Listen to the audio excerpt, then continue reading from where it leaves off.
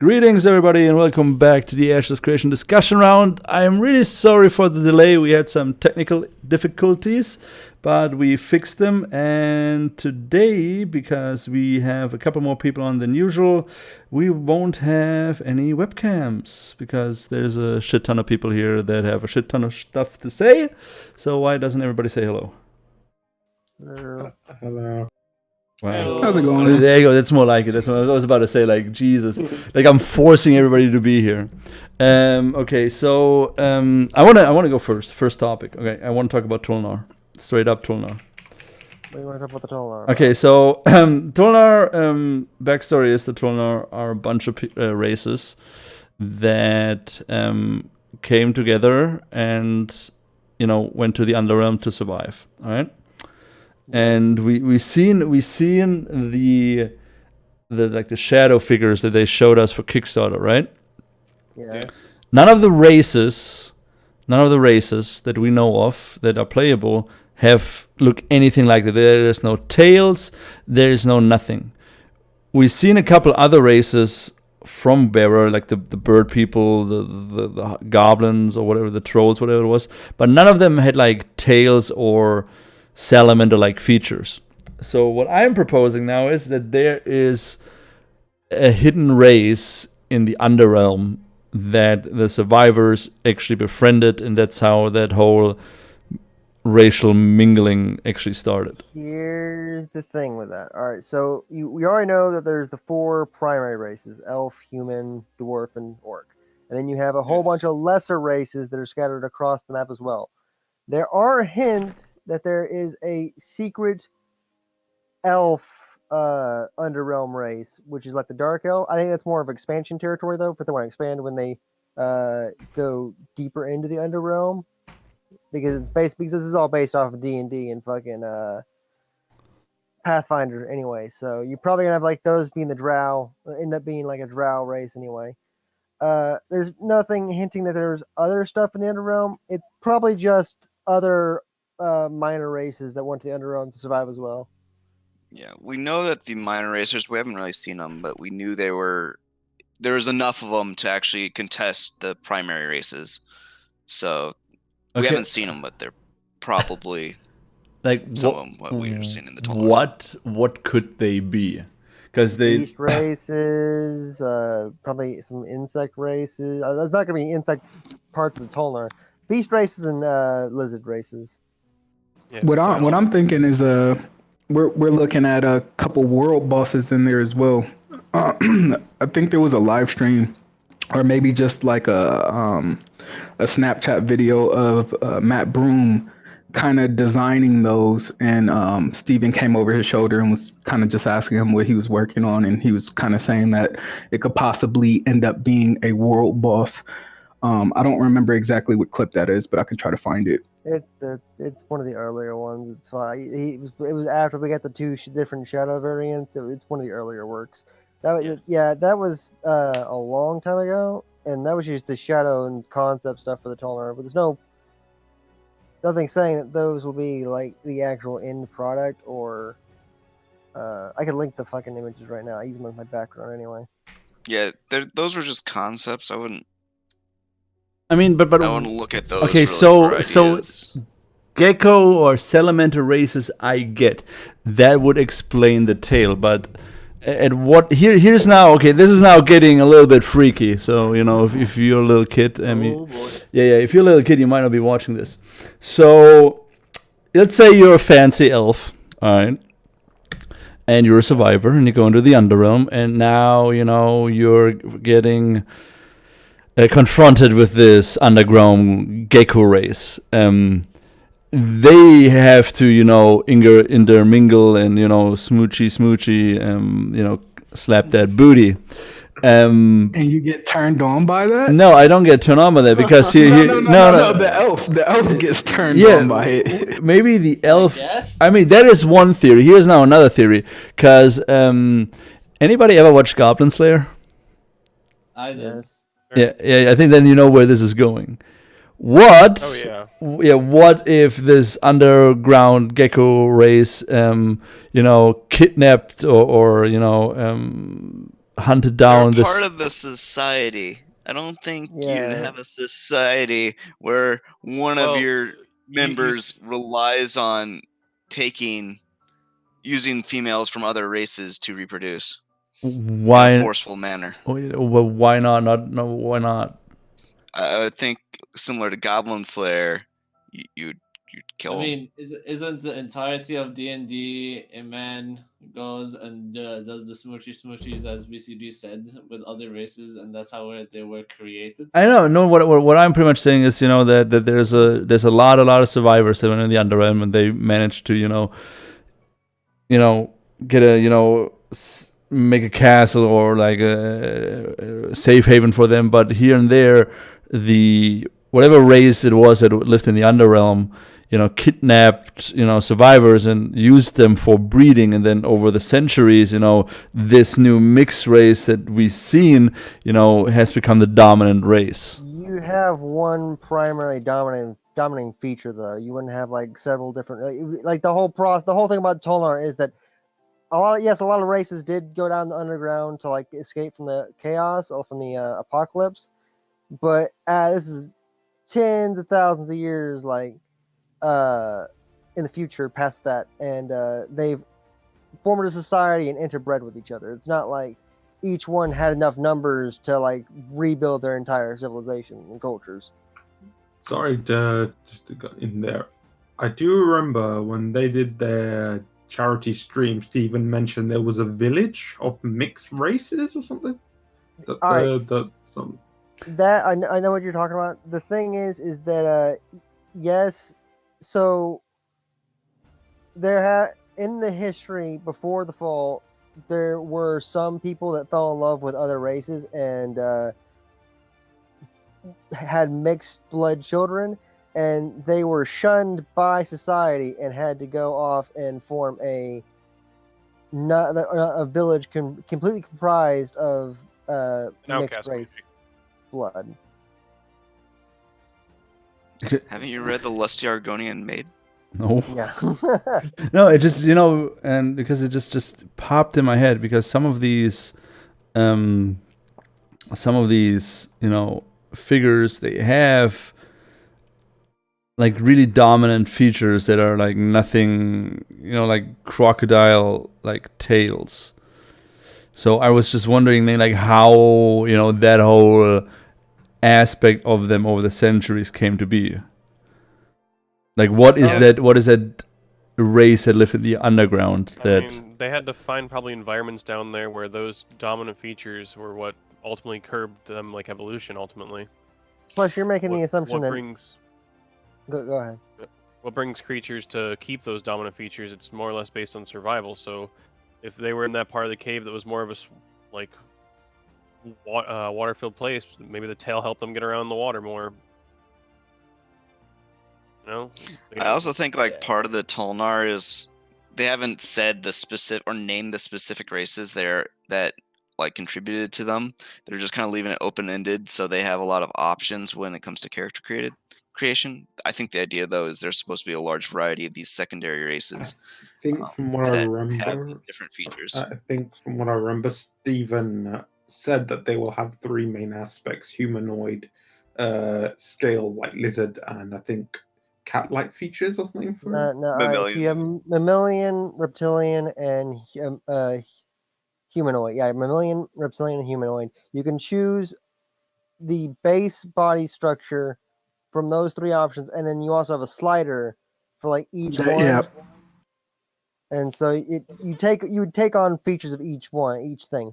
And he has already stated that it's the four main races mixed with a whole bunch of the other lesser races. Yeah, but how is, like, I'm just talking like lore wise, how has that mixing been done? Like, they're very progressive. Yeah, like if you're on the edge of death, you're not gonna like. No. You're just fighting for survival. You're not picky at that point. You're like, I know. I'd be like, go ahead. When I played Apocalypse, we were all trying to kill each other, not smoochy. So that's the thing. After the apocalypse, everyone was trying to fight for like whatever they could grab. Like there's 3 different stages of this. You have the apocalypse stage. You have the BR stage. This is all lore too. BR, you have it to where like everyone's like has just fell, and everyone is trying to get like whatever they can to survive. This is like end of the world. Everyone's looting everything to get what they can, like, to get ahead of everybody else. Then you get the castle siege mode where people have started banding into small groups. They're finding the safe havens, places that they think that they can live. If someone else has that safe haven, my group wants that safe haven. We're going to try to take that safe haven. Then you have the horde mode, which is this is the final stand. The corruption is coming towards us. We need to make this final stand while the rest of us the rest of our civilization makes it to the underground. Here are my 2 theories. Here are my 2 theories. Oh, here Either you they got nuked by the corruption, which changed their bodies, and in Maybe- Horde mod, some of them got captured, and that's when the mutations happened. So that's in the how lore I though. think about it. How the corruption ultimately was affecting their bodies, and then the gods themselves were able to like pacify some of the corruption to keep them alive in those Tolnar like little hot zones that are safe havens that are on the Vera. You see that I can But that I It get. still kept them deformed though. I mean, yeah. Being Okay, I didn't know that. I didn't know what that. created the Tolnar. Yeah, I mean, like. Where has that been said though? Because for the longest time, it's been said that It's the one of the Tolnar are a it's one of the combination of. earlier shit. It's one of the yeah. earlier shit. Because it was also like been clearly said that it was a mix of the secondary and primary races that went into the underground. I kind of want to know what was the TULNARS doing that whole time that we've been out of Vera? Like, what were they doing? Yeah, because Were they fighting the corruption? Were they just hiding from it? Wait. Like, I mean, that's the things that we're going to have to find in the ruins that as we come back to Vera, is going to be. That's what we're going to find Wait. out. We have to learn about this civilization. It still existed on Vera, while everyone else was safe in Sanctum. Question in Sanctum, do we have magic? I think No. Sanctum is supposed to be. All right, so I think Sanctum is supposed to be void of magic, but they've also stated that you're supposed to be a returning hero. So if you're already a hero in Sanctum, coming to help get Vera started again, how are you a returning like hero mage? If you didn't have magic, in the previous- No, because here's the essence. because here's now like something that I find quite interesting looking at those like character models. They're all like really like, you know, melee heavy, brutal, you know, like that sort of stuff. But wouldn't it make sense that the Tulnar that remained in Vera, you know, they for centuries they had access to magic and corruption, that they should have become like these overpowered like super mages? Which is why I say that in my head canon, they are the new generation of ancients. The new generation. Ooh, I like that. That is a good theory. But yeah. But I would say if they're going to be the new generation nation, then would you call them sort of like the Titans in Greek mythology? No. No. He's talking about the combination of all the races. Yeah. Oh, because that's. we know the ancients made the Tolnar, didn't they? No, the ancients did not make the Tulnar. So the ancients are the first race the gods ever made. Then the gods made them from aspects of each and every single god, and they tried to learn more and more about the essence, which is the magic of the world, and they wanted to become more and more like their parents, which were the gods. And so 3 of the gods decided, hey, we're going to let our kids prosper, like help them grow. This brought a war, and then the other 7 were like, no, we got to stop this now before they get out of control. So the 3 and the ancients went to war with the 7. The ancients and the 3 lost the war. 7-1 decided, all right, we can't bring all our aspects into one race again. We got to split them up into different races, like split up into different races. So they made the 4 primary races, and it's pretty much like, yeah. And Yeah, so no, you're right. they breed together and to make the Tulnar, which combines all the aspects back together. So the Tulnar, in my opinion, are the new ancients because they have all the aspects of all the gods. That is a good theory. But wouldn't their existence alone cause, like anger the gods?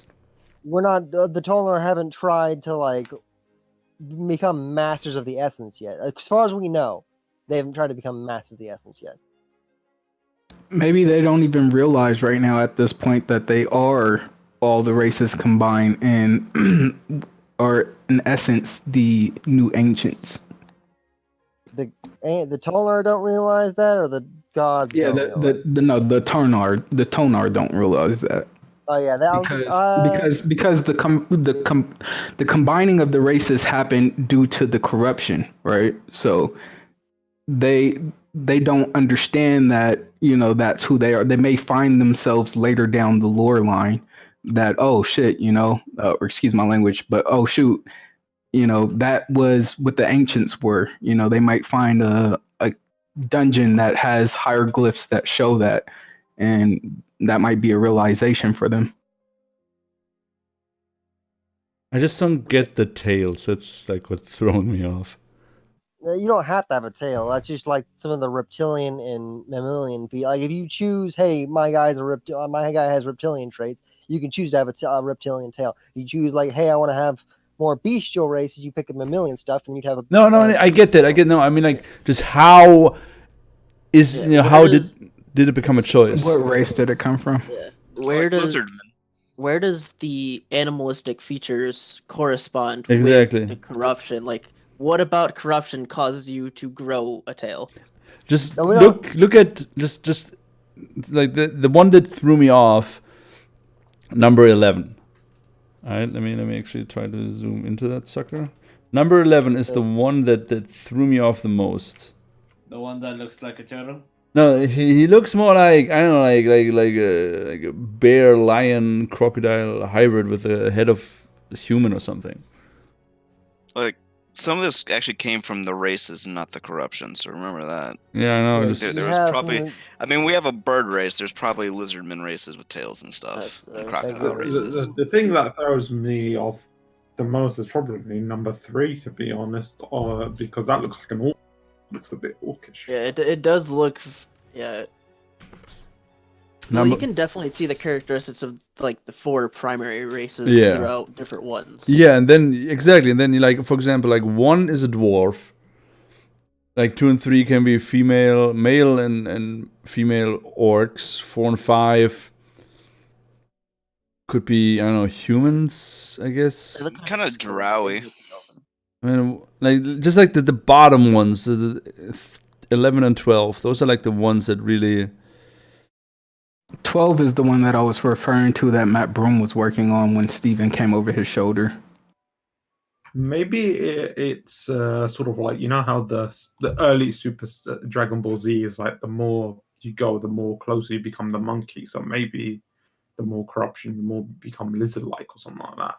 Oh yeah, somebody in chat just pointed out, so we will actually be playing TULNARS in APOC. Like the first version of the TULNAR. That doesn't make sense. It's the last survivors before they go TULNAR, kind of. Yeah. Yeah, that doesn't make sense lore wise. I don't like. They're not gonna. Plus, I don't remember them saying anything about introducing TULNAR into. TULNAR is supposed to be a thing until like I think Alpha 2 actually. Well, no, the descendants though, because like the descendants that do survive the BR and all the other stages are the ones that eventually became.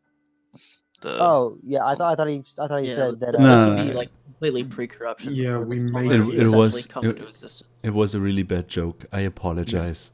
Yeah, we may see it late Alpha 1, or it's going to be early Alpha. I mean, 2. Another thing that threw me off about, I know this is just concept art, so everything is subject to change, is a lot of the weapon choices they have, like whips, scythes, morning stars, fist weapons. This is like. I know it's really early, but it would still be cool to have those weapons. This is just like, I think. See what's going to come up for weapons because of the few that are only in the BR. Yeah. I think that these are sort of like the bosses you find in World of Warcraft, the elite mobs, where you have to do a quest where you require a few people to. I mean, I'm not gonna lie, the BR needs more weapons. Not gonna lie about that. It does. And I wouldn't mind having fist weapons. and sights, and I don't. Does any? Okay, wait. There's some. I think Terra does, whips and stuff like that. But I would like to, play like a tank with a Morning Star or whatever that's called. You don't even have all the weapons that were in the Alpha Zero. Yeah, I want to play with an orb. I want to play with an orb. I was thinking that the other day. Like, they don't have orbs in the fucking VR. We want to change subject? Well, we're still. We're done with done with TULNAR. Blah blah blah blah blah. I don't have anything else. I just want to talk about it a little bit. No, nothing else. All right, let's see what else we want to talk about. Okay, there's 2 topics. One from Uncle, one from Okies. They're VR related. We want to talk about the VR stuff. We want to talk about the MMO stuff. Your other stuff. You have 2 questions that are here that are theory crafty. Yeah, the ones from Wolf Pelts. Yeah. Yeah. Okay, let's talk about the first one. Okay. Or not? I mean, you can go ahead and read it out. And Okay. I can tell you. Okay, so Wolf Pelts suggested a topic. I'm gonna read this out loud, so chat knows what's going on. Do you think the success of World of Warcraft Classic will have an impact for the design of Ashes? To me, it seems that the players want a longer leveling experience, less comfort, and a game that has its flaws. I'm gonna say no. Will not change the leveling aspect. Use the whole thing. Like, they were already planning on making leveling long, and plus leveling is blocked behind node progression anyway. So, I mean, one of the few remaining selling points for me that Steven said is that they want to, make MMORPGs great again. And for me, MMORPGs, a big part is the leveling experience, the RPG part, the questing. I know a lot of people, especially in the younger audience, they want to rush to max level and just bypass all of that because they still think that at the end game, at max level, that's where the game starts. And they don't take the journey at all. They just exactly. Yeah. So I'm pretty sure the way I would say they're not gonna change. It's not gonna have any impact on the design of Ashes because it already has those design ideas planned out. But I don't know, like flaws. Like what flaws? What flaws are there in Classic? talking like just a longer leveling design. I think just the rougher the experience, like the you have to sometimes grind instead of having quests for your level, stuff like that. Okay, yeah, that does suck. And then less handholdy is not telling you what to do. Basically, so some people have no clue what they're doing. I mean, it's the thing of like Arcade. I'm playing the first couple minutes of it, and when I can getting out through the queue, I don't even read the text for the quests. I just go to the bubbles. Yeah. I feel brain dead doing that. But and it doesn't feel fun. Okay, so here's now my question, because the trend in MMORPG design for the last, I don't know how many years, was to make it more user-friendly. Where do you draw the line of making it, let's call it too casual and keeping it like old school? Well, see, there's features that enhance the experience, and then there's features that kind of are the experience, like in the sense that you're no longer sort of even playing. Like voice acting some of your quest lines so that you don't have to read. You can just begin your quest but still get the narrative. That doesn't really do anything to hurt your experience or play the game for you, so to speak. You're still taking all the same actions you would. Whereas, things like group finders, where you no longer have to worry about consequence, community, actually, finding the group, building bonds so you have these group mates, all that becomes automated, and that takes away from what I would consider to be like a gameplay feature. True. So I don't mean to cut you off. My bad. Go ahead. No, you go first. I don't want to see like level syncing. That's what I don't want to see. I don't want to see like because I got myself to max level and I got this legendary gear, I can fight somebody that's level 20 and there's a level sync or a buff that gets them on the same playing field as me. I think they implemented that into a lot of MMORPGs so that it's more comfort for a new player coming in and that they could catch up to the veteran player and have an equal playing field with them. But if I dedicated, 40 plus hours a week playing this damn game, I want to have something to show for it, something of value. Already said you don't have to worry about that. So to sum it up, quest helper good, group finder bad. Yes. Okay, yeah, I can I get. do not see how they're gonna do a quest helper on fucking. I mean, if I have to go, I mean, okay, basic quest helper is okay, but like what you see today with a lot of them is like, here's a full spoon feed of your adventure. Yeah, I was talking like specifically just like voice acting the same stuff you would read anyway. Oh, they're not gonna have For the voice acting. people They've who- already said there's not gonna be any voice acting in AOC. I mean, And, certain what do you mean quests, spoon-feeding? like certain quests, I don't mind, if I have to go kill, I don't know, 5 pigs, I'm not gonna read that text. But if it's like an important quest that has something to do with lore, it should be, you should somehow mark that. Like, for example, you know how you have tiers in gear, like white, green, blue, red, or whatever. You could have that, say, like World of Warcraft does it really well, but it's mostly level based. But you can also have that in a certain way for the importance of the quest. If you have to go and kill 10 bears, it's not that important. But if you have to go and, kill a lieutenant of something, and there's a backstory to it, it should somehow be marked for people to at least have a choice to read it or to skip it. You know what I mean?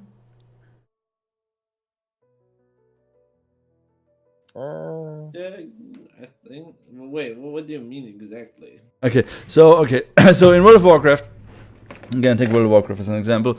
You have your basic, like, go kill 10 of this, 15 of that. And then you have certain quests that furthermore a certain storyline. So you got side quests, you got main quests. Main quests should be, marked somehow, like in most MMORPGs it says, hey, yeah, this is marked, this is important. Maybe you want to read that. And then you're gonna have, side quests that are marked as side quests. I mean, that's pretty basic, so I think they're gonna have that. So I don't know why I brought it up. Do you mean like something? Okay. So like main quest. That's a basic control. Oh. Like open, like press a button where it shows you all your quests to differentiate between the. I mean, quests and yeah, quests. but yeah, I mean, it's a basic control, but a lot of games also do it really wrong. At least in my opinion. For example, Black Desert Online. I played that game for 4 years. I still don't know the story. Okay. Most people skip through most of the fucking text anyway. Like no one, I don't think anyone pays attention to the story of Black Desert Online. Yeah, that's the point that I wanted to make. What if they did something simple? I know they said no voice acting, but what if instead of individual voice actors for each character, each NPC, what if they just did like a narrator, just one voice actor, and just for the main storylines? So if you got a main storyline quest that's narrated by this one person, whoever they hired to do that, I don't think that'll be too costly, and I don't think there'll be too much content for them to narrate. I mean, just the main, not the side quest, of course, not like go kill 10 pigs and bring their hooves back. They will not do that for main story quest, but they have said they will probably have may have voice acting for cutscenes and main story plot points. But you will not have main story quest have voice acting now, or narrator. That would be hilarious if it wasn't third person for all of them. Hey, what if they, throw this out there, be like, hey, guys in the community, we need voice actors. People in the community are already trying to do that. That's community members are already stepping forward, saying, "Hey, we're willing to do this." They haven't said anything like whether or not they'll take it. Like they haven't said anything about that or not yet. I mean, if we do at that point, I mean, if we do the narrator, I can see somebody like Truth Eternal do it. Eternal is one of the main ones. Yeah, for sure. dude. Oh yeah, we all. I would honestly, I would so often just abandon a quest and restart it just to hear it again. I mean, yeah, that would be pretty cool. Lol. Yeah, I mean, but yeah. I mean, Quest Finder or Raid Finder, Group Finder, for me, at least in my opinion, because you had, group finders before, which was fine to a certain degree. But in World of Warcraft, when they introduced Raid Finder with the Dragon Soul raid, for me that was like the beginning of the end, because that really killed like a lot of interactions people had with each other. Yeah, I don't like the teleport to dungeon, teleport to raid. Ultimately, Yeah, I think you should be out in the world going to them. That keeps it as a world instead of, we're there. I think for over and over again each day.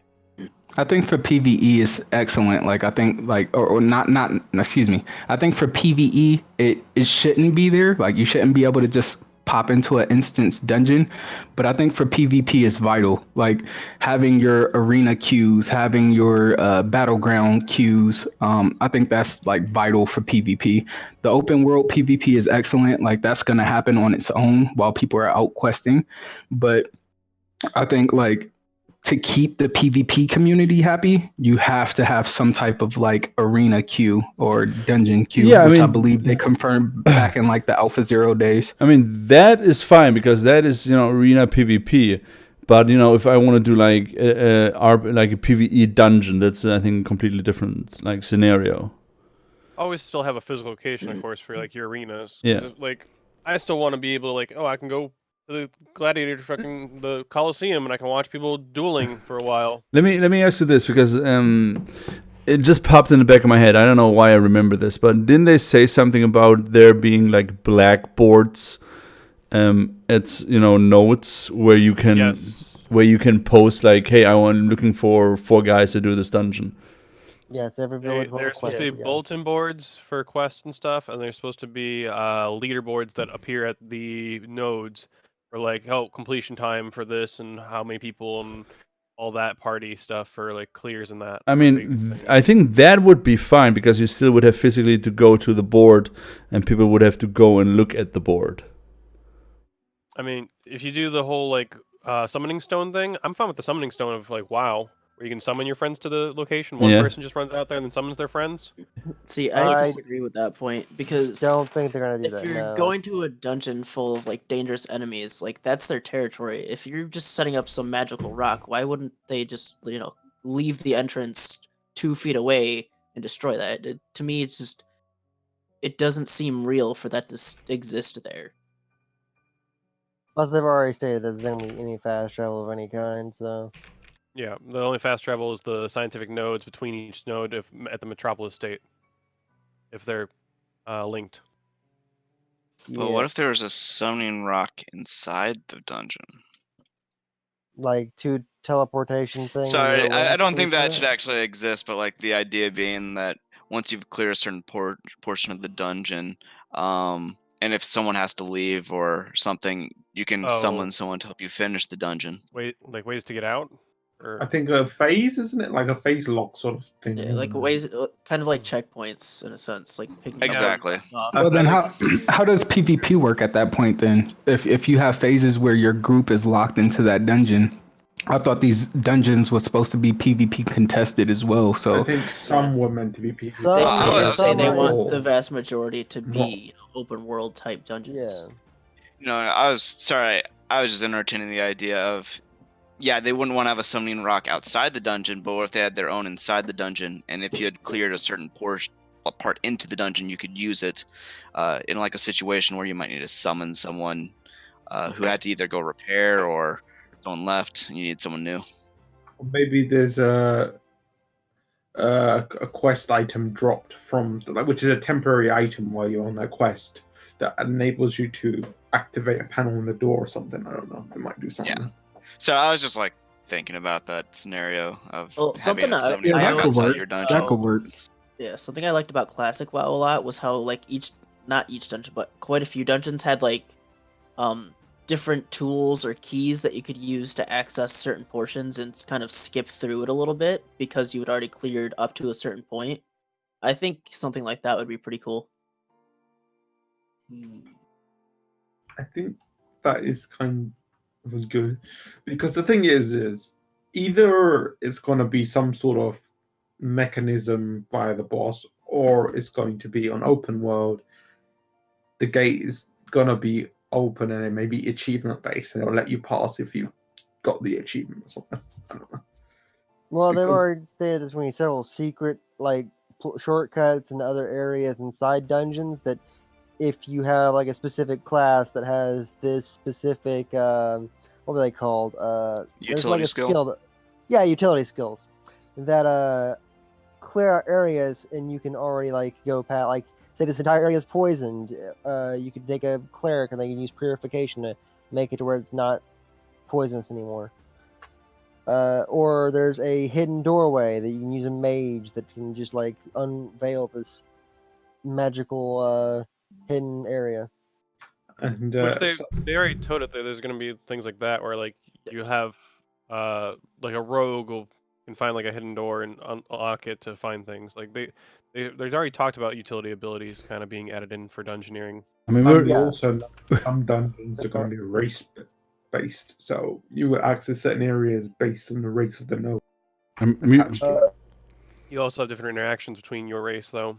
If your race, that other race doesn't like your race, they won't talk to you. We already seen some of the utility spells for the mage, at least.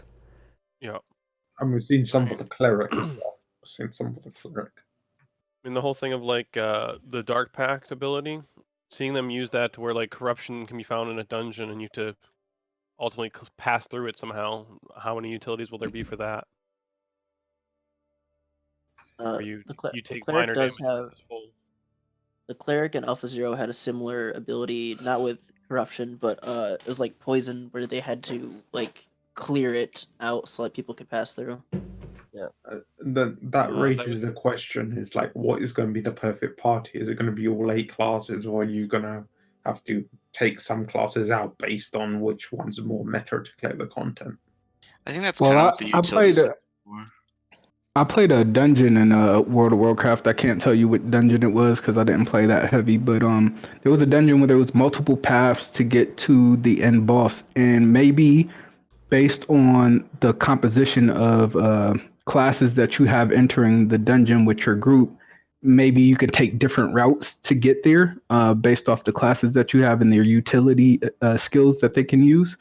So maybe a mage can find a shortcut in that dungeon with her spells to be able to, like how in Alpha Zero she lifted up the rocks out of the lake so they could cross that lake, something like that to kind of give you a shortcut in the dungeon. Maybe there's different routes and alternative routes, I should say.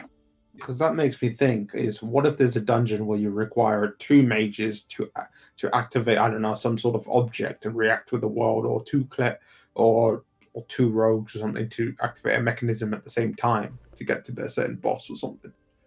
So I'm like trying to find out what would be the best group composition. Is it going to be just a straight binary choice where it's like you have all 8 classes, or is it going to be like certain raids where you need? I mean, as long as there won't be like any sort of meta, I think that would be okay, because as soon as a meta happens, it starts for me to be enjoyable, because you're specifically looking for a certain class. Yeah, that's what I'm trying to get to. It's like because you have that in Guild Wars 2, which killed the game for me. Guild Wars 2 is, in my opinion, by far the meta heaviest game ever. Even if they wanted to make it so every class had weight and use in everything they do.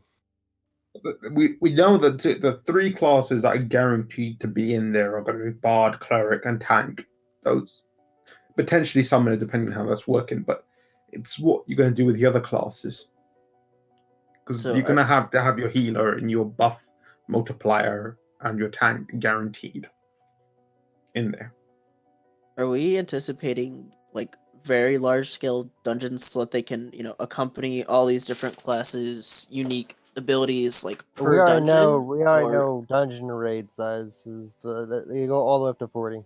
And they have varying level. Like they have varying different levels. You have And I remember the more people that are meant to be the harder difficulty, so 8 being the easiest, and then 16 slightly harder. Then it's I mean, if the 24? smallest group size is 8, I'm more than happy, because I love big group content. That's my jam. That That's definitely feels like they're trying to prevent people from being like solo or just go into a dungeon with only their friend and blast You through gotta remember, content. 8's Do you gonna be guys the think there's? easiest. Do you guys think there should be an indicator outside of the dungeon that tells you, hey, this is an 8-man or this is a 16-man, or do you think they should leave it to where you No. just walk in and find out yourself? You I walk think in and they're get probably gonna slapped. do a weekly quest where you pick which one you're gonna do. And then it's gonna like you pick which one you want to do. You want to do an 8-man or you want to do a 16-man? Because these ones are going to be phase quests, so these are probably going to be phases.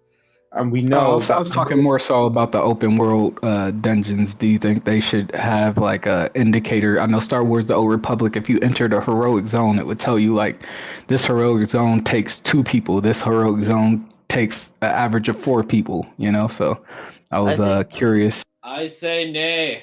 I say if you're say going in, just players like get crushed by dungeoneering. It'll I think you be should just come interesting across because it. world bosses should take a lot of people. And if you're gonna go there for world raid, then yeah, I think those ones will be probably one amount of players in those ones. I think will more likely be 20 plus players. You will need 20, maybe 20 And Arion- in that mid range. And there, you wanted to say something? Yeah. I think as far as like any kind of indication goes, I mean, the first time you go there, you're probably not going to know. Like, if you just stumbled across it, I don't think there should be any kind of like sign or warning. I think you should have the option to just go get slapped. But if you get, say, a quest to go kill a certain boss within one of these open world dungeons, the quest might have an indication of, hey, you might need a group. Maybe not specify the size, but just like through the quest text kind of give you clues that, hey, this is going to take you to a dungeon. Yeah, like sort of like the name of the quest. They could have it as I mean, group quest or something like that. At that point, I think it's up to them to decide for themselves. Do we want to make it more immersion heavy, or do we want to make it more user friendly? I mean, they already talked about the game is supposed to be around exploration and finding things, though, too. Yeah. And also, they can, to make it easier, they can maybe have the boss's name in a different color or something to show the difficulty level or something. Or just have like elite, like elite iconography or champion, something, etc., like that. So it doesn't actually take immersion from the quest. So when you go and see the boss, you're like, okay, I need people for this. So what I liked in World of Warcraft a lot is, at least in the early days, you really did have to prepare for certain group events or content. Like for Molten Core, you had to have certain potions with you to negate fire damage. So if they go for a heavy level of immersion, I think that would also be a good way to do that.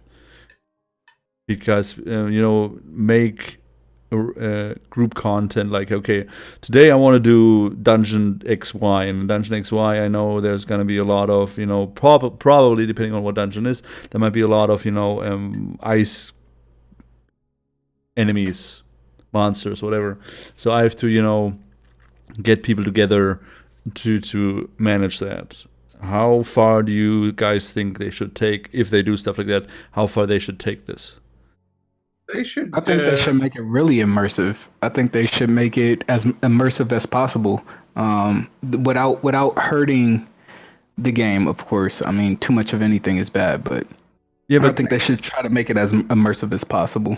I think that would be better for playability because certain people are going to start on certain sides of the map, so it doesn't make it repetitive because everything changes, sort of like the environments. You see, here's where I again see an issue going based off current MMORPGs. There's always this battle that immersion lost over the years when it comes to casually friendly and user friendly. So because you can make a game as immersive as you want, you know, if you know your casual player then says, you know what, this is I only have like 4 hours after work to maybe play, or maybe just 2, and I don't want to spend 2 hours just, you know, trying to get a group together, or, you know, preparing to do a dungeon is going to take me another 2 hours. I really hope that when it comes to group content and when it comes to that level of immersion, there is a healthy mix of stuff that you can do. I mean, Steven kind of talked about that. He said, I mean, I think their philosophy on that is to provide different content for people with different amounts of time. Steven, like, explicitly mentioned in one of the PAX panels that if you don't have a lot of time to play, a good thing to do is to level your social organization. It's supposed to be something that you can easily do with when you can't play a lot. Okay. Yeah, I think they're gonna have content for everyone. I think that's at least their goal is to have content for, you know, the guy that can put in 2 hours a day versus the guy that can put in 3, 4, 5, 6 hours a day. Well, the guys who are doing 16 hours a day. The thing Or is, them. I feel attacked. the thing is how I see this is just comes from a base thing. If you're going to commit to an MMO, generally that means you're going to have to commit a certain period of time to it. Not necessarily. No, I know it depends on how quality is, because I know for a casual may take 8 hours to do something, like get to an objective, and for someone who's a bit more senior and not good could do that in less time. Like, you know, then, you know, there's again the topic of what is considered a casual, what is considered a hardcore, and there's like different opinions on that. But I think, you know, if you play an MMORPG and, you know, you only have a set amount of time, but you really want to do something, then you should be able to do at least something and not just, you know, sit around and prepare for something that you might do or might never do. See, I think that's the great thing about sandbox style MMORPGs is because the fact that it's a sandbox, you could kind of roam around, you could explore, you know, there's things that you can do if you don't have the time to invest to like get good per se, as far as like dropping the top DPS or being the best healer in the game or whatever. There's still things you can do. You can explore, you can view the world. You can they're gonna have jump mazes, you know, you can go do the jump mazes. There's taverns that you can visit and play tavern games. I believe the tavern games are possibly even gonna go to mobile, so you can even play them on your phone. Like, I think they're gonna I think the goal is to have a little bit of content for everybody, and I think they're gonna succeed when it comes to that.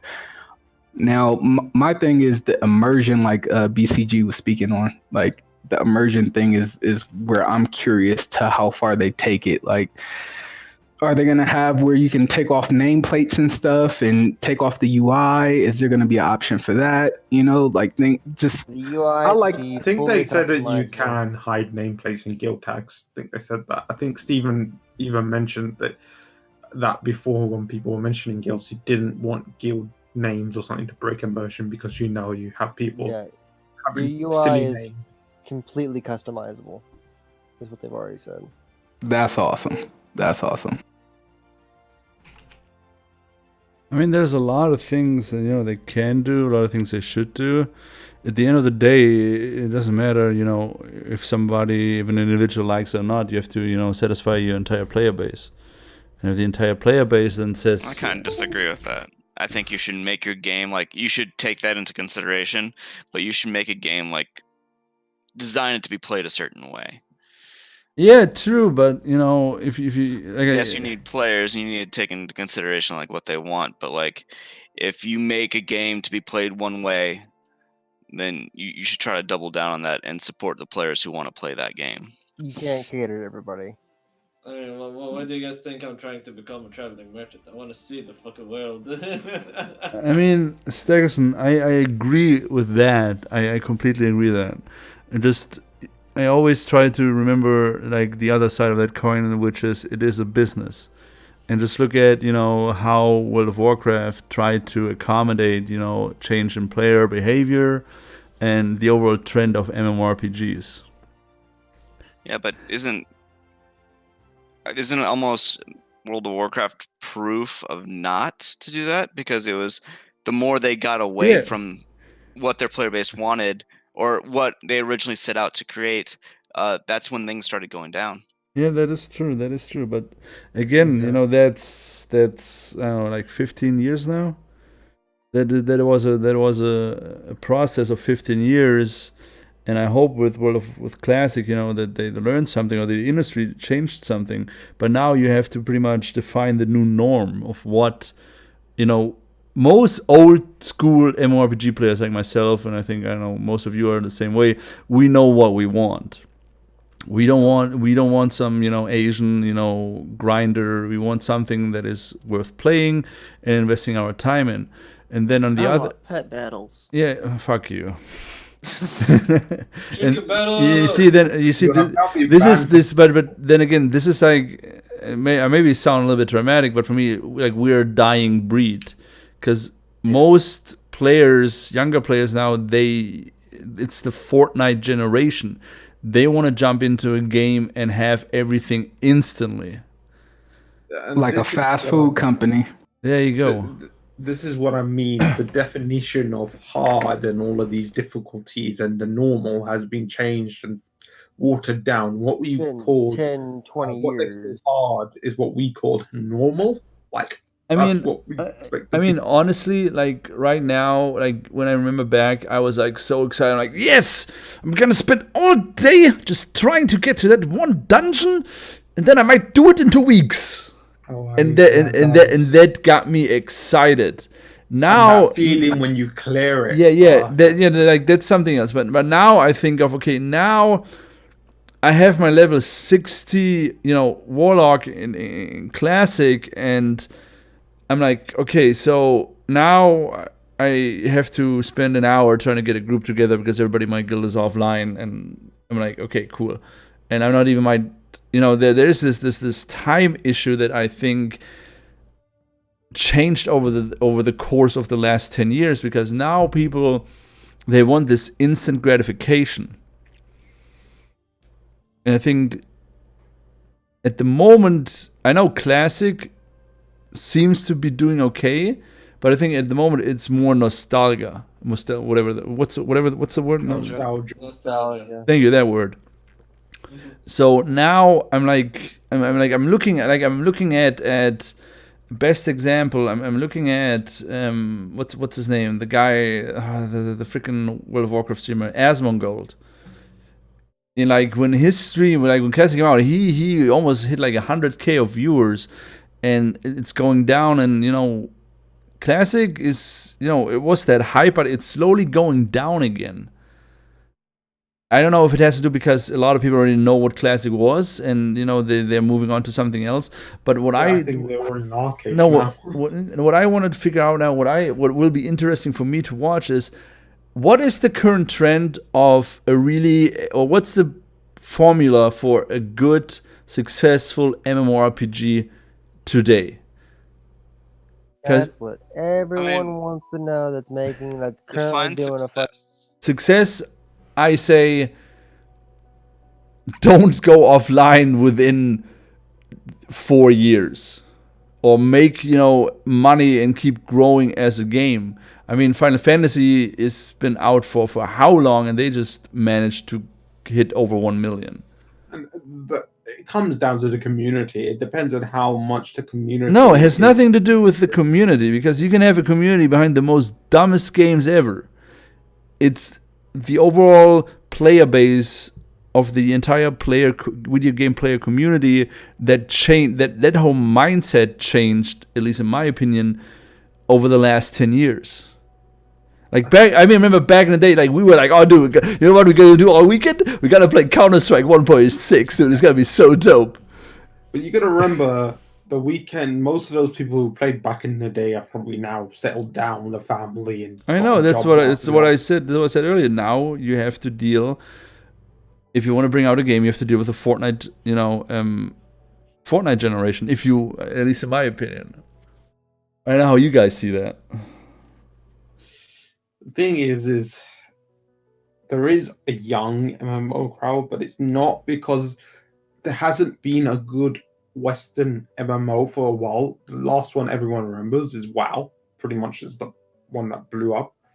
There hasn't been one on the stage. If we had something after WoW that was still going quite strong now. What do you think? What do you think, Reckless? Reckless? Oh, I'm sorry. I'm here. I'm sorry, Mo. Like, what do you think when it comes to that topic? Say the last line one more time. I'm sorry. What do you think? What do you think? Okay, let me rephrase this. What do you think a good MMORPG has to have to be successful with the new generation of gamers? Oh, that's easy. I'm sorry for everyone that hates Star Wars: The Old Republic, but that's what I refer to because that was the main MMO I've ever played in my life, and I invested the most time into that. I think Star Wars: The Old Republic had it down to a T. I mean, for the PvEers, they had the storyline for the PvEers was crazy. Like everything was voice acted.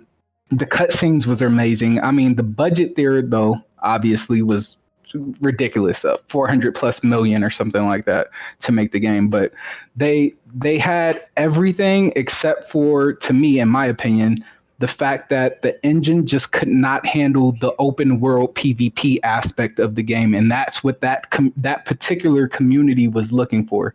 So I think gaming companies have to look at their particular community and the core of their community, as well as, you know, the casual players in the community, and kind of find a fine balance of what the community is requesting from the company and deliver that. And if they deliver that, then more people like those people, because word of mouth is the best thing that sells anything.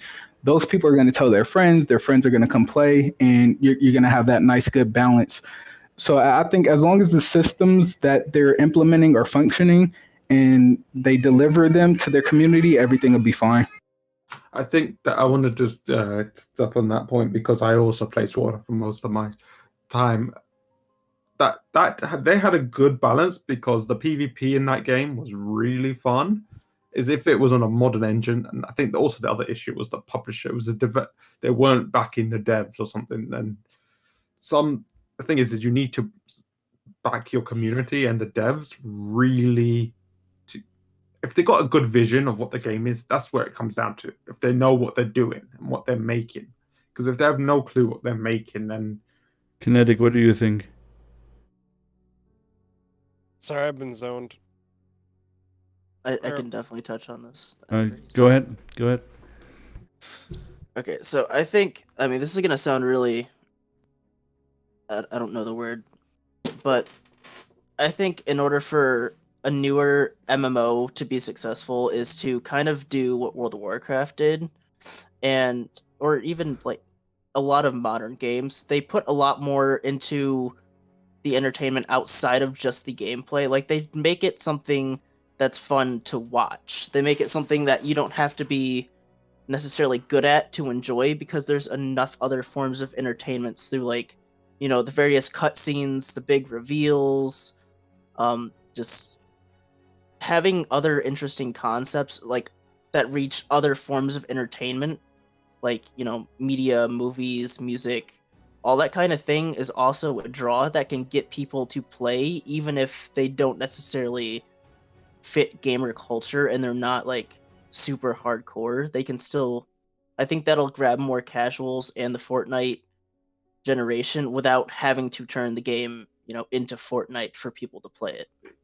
Yeah, because that's what made me look into World of Warcraft. It was the lore and the cinematic trailers, man. You hype it up through the trailers and the media, and then you read into it. So pretty much, and I'm just mentioning this now because Awais just said it in chat.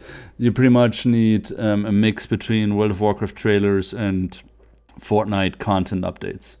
So you need good marketing. Yeah, you gotta have a steady stream of content being added to the game. You need good PR. Does anybody want to talk about anything else? I feel like we should. Never got to the second question of the. Oh wait, there was one more. Wait. Wolf's. Yeah, he had a thing about mega servers, which I also had something to touch upon that. I kind of want to talk about the BR Yeah, just get this out of the way. You want to get to the VR? Okay. Yeah, I think like at least once every podcast we should talk about the VR. Which one of these VR questions do you want to talk about? I don't know. Just you pick one. I don't want to talk You about. want to go for Oki's one? What is it missing? So there's one from Uncle. We can mix them together because he does. They are very mixable. Yeah. Okay, so if you guys look into the topics of the 20th, Uncle approached me with a topic for the podcast, which he pretty much says that you cannot reach level 50 without paying for the season pass.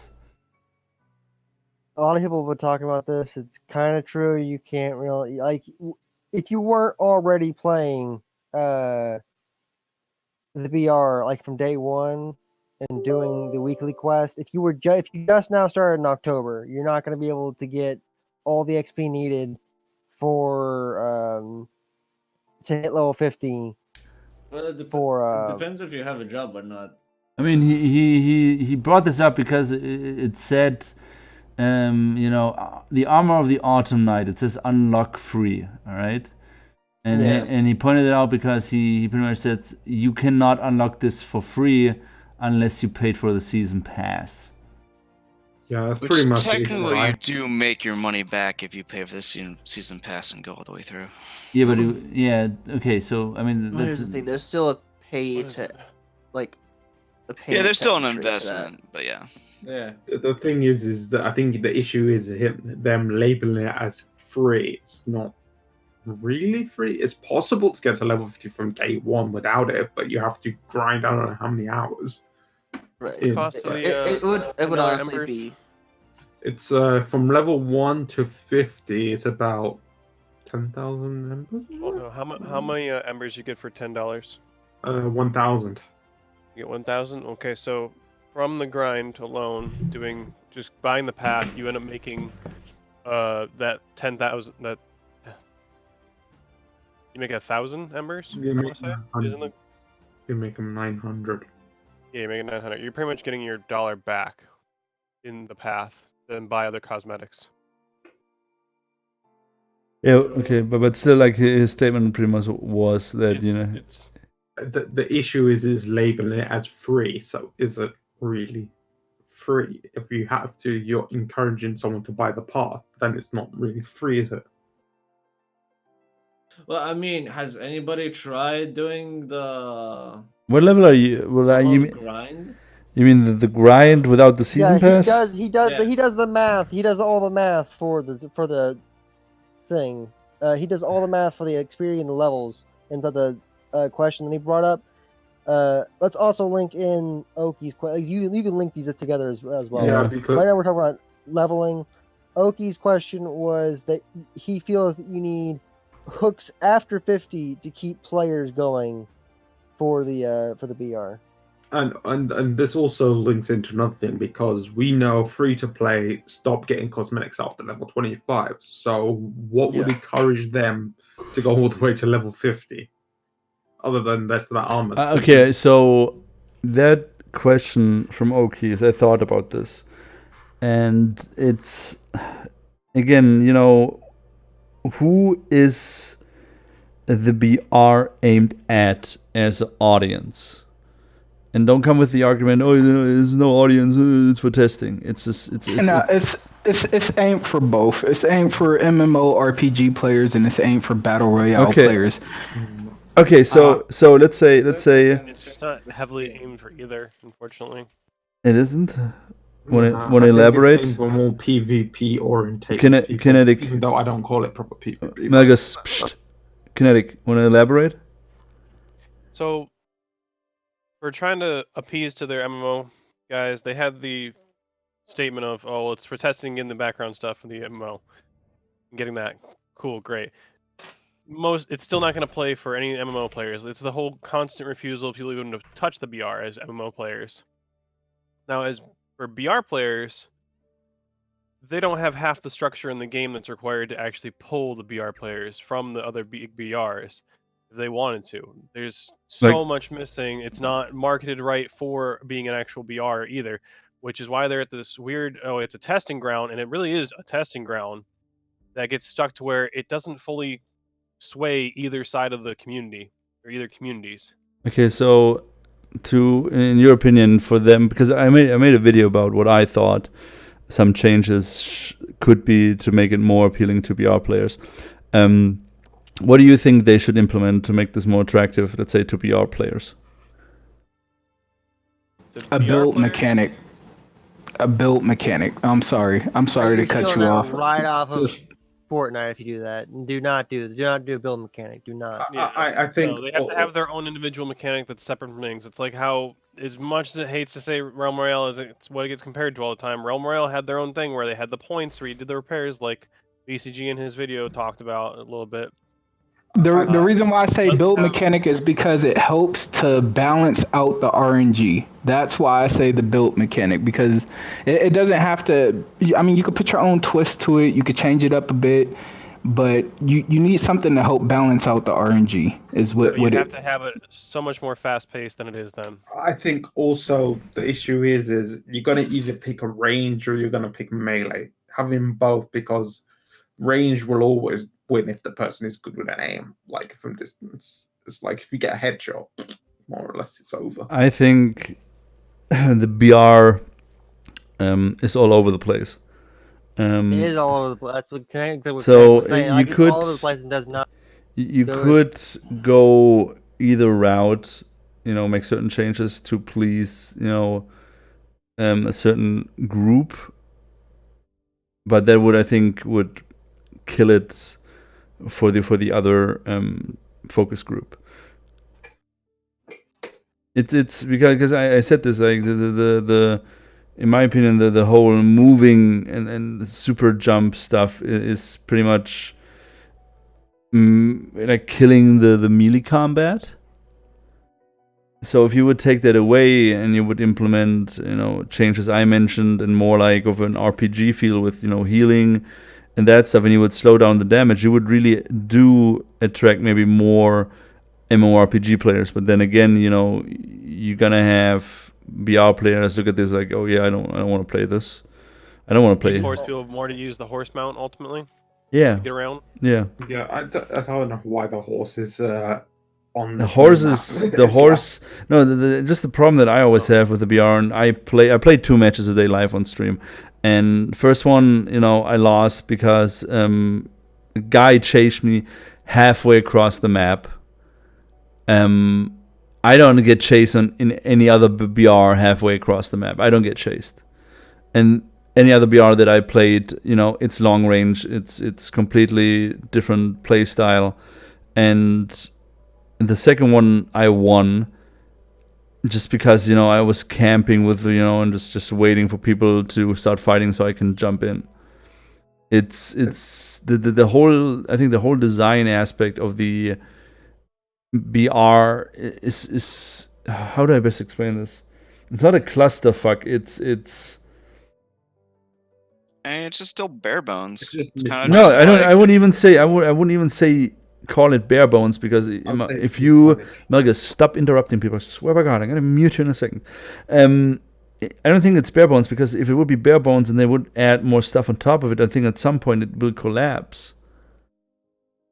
Which is already. What do you mean by that? Let's say they would, introduce more weapons and more, I don't know, cosmetic items and new maps. The core aspect of the BR would still be flawed. I enjoy the because BR. Of the, what core aspect do you have? So the core aspect of the BR is to test the action combat side. But every time I watch anybody stream, like A Rising Sun, Danny, or anybody else that has spent quite some time with the BR, they all have the same method of engaging and disengaging fights. you don't have like two opposing fronts. You know, they look at each other and like, okay, we gotta fight now. We're gonna fight. Okay, gonna block. You know, gonna use this to fight. It's more like, okay, I see this guy. He doesn't. Now it's right now for me at least from what I see, and I'm not making this up. Every time I see somebody fight, it's okay, cool. I'm gonna wait till he fights somebody else. I'm gonna fight and jump them both. Or when I get jumped, I triple jump up in the air and try to fly away, and then the guy's chasing me halfway across the map. And I don't think that is the purpose of the BR. And I don't even. I think if we had larger matches, then you wouldn't be able to have that luxury to just sit there and wait. Oh, we had that. We had that. We had that in the old testing. Yes. We had that a lot, where every match was an 80-man plus match. And was still the same behavior. It was still the same behavior. Back then we didn't. The winning group always had 4 Nightfalls. Exactly. Waiting on it. BCG is right. I mean, but then you look at Call of Duty and you still got people that sit in corners and wait in camp. Like you just can't help that. Yeah, I mean that is part of BRs though. I know that's part of the BR, but every other MMORPG, they are first-person shooters. You can still clutch. I can still clutch in first-person shooters. I cannot clutch in this BR unless I'm playing against two idiots. I think also another that causes that behavior that is described is okay. I cannot win this, so I cannot clutch this, so I need to run. Because right now, and I think if they would slow down the combat, if they would take away the triple jump, make it just one, and slow down the combat and focus it more on like the ground instead of what it is right now, a lot of people would fight completely differently. You would have a lot of more ranged engagements and picked melee fights. And you've also got to remember, from a BR perspective, it's not logical to run across the map normally because somebody else will see you and most likely try and kill you.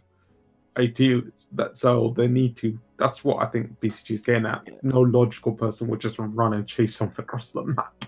Yeah, the fact that it's so hit and run is why like if someone engages on you, the time to kill is so fast. Like they slowed it down to try and give more of a chance to turn and like really turn the engagement. But if you get engaged on by a half decent player, you're not gonna win. You get 9 seconds. It's 9 seconds for a total time to kill on every weapon with the full combo going through a person. Yeah, okay, but not if I just finish the fight. I have no armor. Then it's less than 9 seconds. It's basically if you fight, you're spotted, you die anyway, or you fight and you spend the rest of the game running from the same guy. Like there's no. You know what I would like? You don't get 2 fights. You know what I would like for like engagement? Let's say it's 2 squads. I would prefer more, sneaking and sneaking up on areas and scouting instead of just jumping around nonstop. That would give it a more of an RPG feel. Yeah. They need to either pick. Go ahead. If they want things like mounts that are going to appeal, like finding a horse, that's not usually in other VRs. Like you can find other means to like travel faster, but not necessarily a horse or a vehicle. I mean, But here's the thing: people from BRs do like those vehicles, but in APOC, there's no reason at all to use, the horse, which is the equivalent, because just basic movement speed is just so fast paced and ridiculous especially now compared to the map size we have. And plus also that the hitbox is slightly bigger and someone could shoot you down. Engagement. It's like if you're on foot, it's less likely. If they here's the thing where Kinetic said, or I think Kinetic said it, it doesn't appeal to either side. If they would stay with the current model and build on that, they would definitely address more of the BR players, which then in return would get, like Away said, more negative feedback or more negative, backlash from the MMORPG community. So if yeah, but that's probably the smarter way to go, is to appease to a different community that will continue to play it while your MMO community plays the newer things that could come out. I mean, think Siege is probably gonna be our first bit where we get the mix of the hybrid test, because we have class kits, we have abilities coming up, and then mixing in that like hybrid combat, it'll be like the first kind of test. And if I don't know if it's gonna introduce tab targeting, but like if it's gonna be full action, I don't know that answer. So Last but we've heard it was. that would be their place where they should start introducing the mix of tab and hybrid. Okay, And but that's why back to the original question. How do you get people that are level 50 to play more? the leaderboard system ranking. You need to give them a purpose, like some sort of prestige. Call of Duty did it with a prestige system where it was an achievement. You need something for them to feel like the more wins they get or the more kills they're doing, they're getting some sort of... I agree with Magus. Like a ranking system would really help a lot, because like a lot of people would like to become the best. I wouldn't. Right, so here's my question. If someone's just coming in, you know, we've all been playing for several weeks. If someone just comes in, they hit level 50 way behind, they know they have no chance of grinding those leaderboards or probably even getting their name like within a visible range without scrolling for 6 They months. reset every season. Yeah, and also the thing is if that person does badly, their rating goes down, so it gives the person to catch up as well, so it's rated. So you think it should be like a rated system, sort of like ranked PvP and a lot of other games, as opposed to just a static kill counter Apex that just keeps going and going and going? Apex Legends has a really nice ranking system. See, but here's my thing, right? So they start adding these different systems and functions into the BR. How many people are going to go up in arms and say, hey, you know what? This is taking time out of the MMORPG. So I think they have to balance that as well. They have to be careful for how much content they take, how much time they take out to put more content into the BR, as far as like getting people to want to play past 50. And at the same time, being able to balance that and make sure that they have things running parallel, like they said, with the MMORPG as far as like progression of game development. I agree with you that they're 100% on that, but SWTOR had a rating system, so players with the same playability. Oh, trust me, I know, I loved it. That's what made people PvP, because they played with the same players, their own skill base. I'll let you speak. I mean, at least in my opinion, right now, no matter what they do with the BR, I know a lot of people say Sieges is gonna be, you know, the savior, and everything is gonna be fine with Sieges. I still say that it remains to be seen. But I think whatever comes next to the BR, there is no win-win. There's like, you're not gonna make everybody happy. I think you're gonna lose one way or the other. You're gonna lose the MMO community either way. The MMO community, like they said, like it was just said, you're gonna have to take out content. You're gonna have to have somebody working on the BR, taking away, like you're gonna have them take away from the MMO because it's its own standalone product. It has to do well. That's not how development works. You don't just like throw a whole bunch of people on a project and then it makes it go faster. You have things that are critical path, and I know people don't understand that, but you do hire different people to support the BR, and it does not take away from the MMO's development. I completely agree with that. I completely agree with that, because I mean, you have some devs that strictly do concept art, right? And if they're done with that part of their job, as far as with the MMORPG, if they prioritize that first and they finish early, what's stopping them from going ahead and adding more assets towards the BR? And that goes for everyone throughout the development team, from engineering. If engineering's done, well, what they need to do in this segment of the MMORPG stage of development, then why not have them? Why just have them sitting at their computers not doing anything if they're waiting for something, right? You could have them working on another project that you have in development. So I do agree with that completely. But I do think that for Ashes, they should stop appealing to the BR community and go more into an arena style format. At least that way they can shore up the MMO, because if they want to go down the BR route, they're going to have to compete with stuff like Apex Legends, Fortnite. Well, I guess my question then is, what do you think would be them going the BR route, or not BR, the MMO route, and how relevant would it actually be? Like, how much would it actually? How much development would it take? And would it even be useful? Because would people just abandon it when the MMO comes out? Well, if it went an arena system, I can tell you the player base will surge up. What do you mean by that? Because it's more about like what does it take to develop the arena system, and then taking consideration that it goes all to waste when we actually go into the MMO. Well, if it was to fail, they can always add the arenas into the MMO because there's going to be arenas in the MMO, so they could mix it in there. So Alpha Zero is no longer. I'm sorry, Malgus. Alpha Zero is no longer under NDA, and there was an arena system. You know, and we seen it in PAX as well. So Malgus is. I'm agreeing with Malgus here.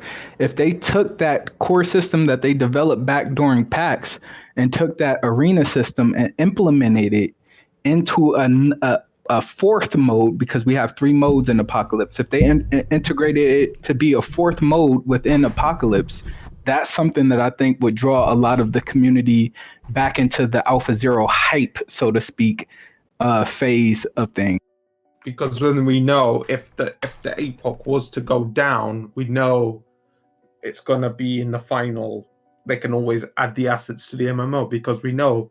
Steven said, obviously, the castle siege are not going to be exactly the same when we get them in Epoch than they're going to be in MMO, but there's going to be some form of similarities.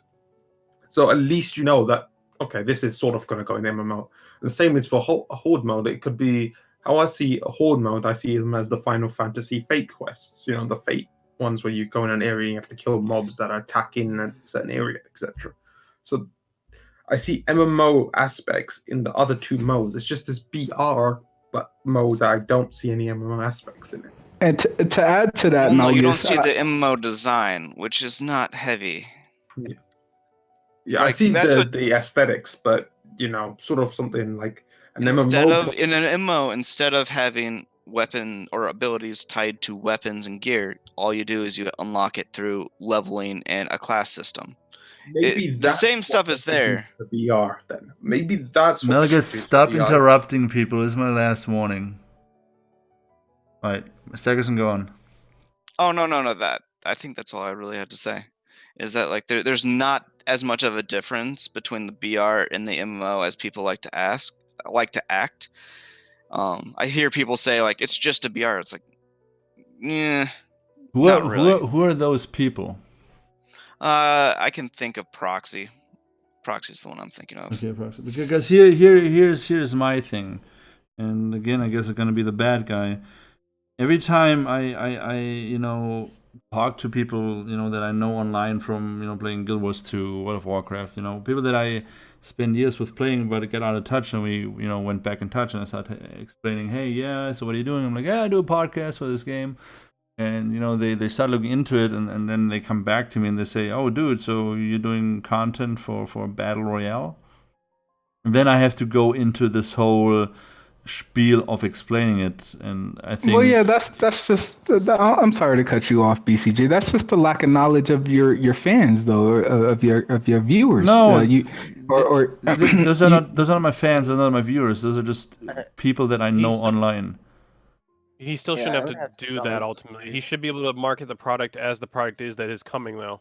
Yeah. That's the point of the content. And I cannot. There's multiple products coming, though. There are multiple. Yeah, but I cannot market or you know, promote the product that I started promoting, and that is, I think, where a lot of the current issues lie, because there's. Well, you should be. I don't know. I don't hype up something until we actually have a game. And like, I understand people hyped up the MMO when they're just talking about concepts, but like, just because they have started testing in a BR, I don't think that should affect, I don't know, what you were doing. It's not like this is the first MMO to even do this. First MMO that I was ever part of that did it through a BR. And we're still how many MMOs have you actually, like, did you test early modules and not just an MMO? Okay, early modules. You were testing an MMO when you tested Guild Wars. It was a complete game that they used for hype. Yes. Guild Wars 2 and Wildstar, but those were not like early modules. Yeah, no, that is they completed a game and they had early alphas and betas to hype people up for the Okay, game. yeah. So again, you know, and I don't want to be the bad guy, but I guess I'm smart. Is that how long? You know, because we've been explaining this to people that look in from the outside. Like, at some point, you know, I want to be like, yeah, this is Ashes of Creation, not the Battle Royale apocalypse. And I think we're slowly getting there, you guys. I think like with siege modes, like I believe it was Malgus that said it earlier. I believe with the siege mode, you're looking at getting those class kits implemented. So as a content creator, like yourself, BCG, you can start to make people aware of the fact that, hey, look, we're getting class kits at this point. The BR was for the action combat testing side of things. Now we're moving towards the siege mode, which is giving you the class kits, which is a small version or a subversion of, you know, your classes that you're going to be getting when the MMORPG comes. And then you can also make them aware that that third phase or that third game mode is coming, which is the horde mode, which they're going to probably implement another system of the MMORPG into as well. So I think it's more so something like that. You see, I could completely counter argument that point, but I'm not gonna go because the same conversation we now had for almost a year now. So I'm just gonna no,